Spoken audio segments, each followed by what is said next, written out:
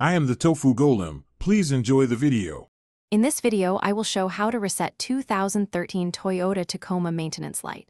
Park on level ground and set the parking brake, then leave the key out.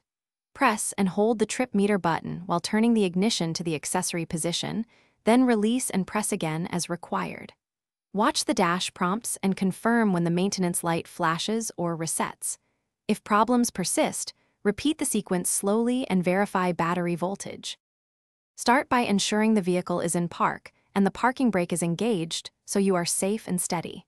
With the ignition off, press and hold the odometer button firmly, then turn the key to ACC without starting the engine.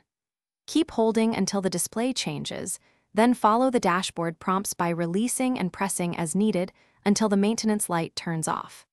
This method resets the service reminder quickly and reliably for routine maintenance tracking. If the maintenance light refuses to reset, stay calm and check simple issues first for a fast fix.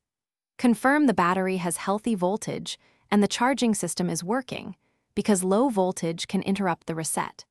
Make sure the odometer screen is displaying normally and not showing any error messages. If the light comes back after driving, it likely indicates a real service requirement, and you should consult a mechanic or dealer for diagnostics and repairs. Thanks for watching. Consider subscribing if we helped you today.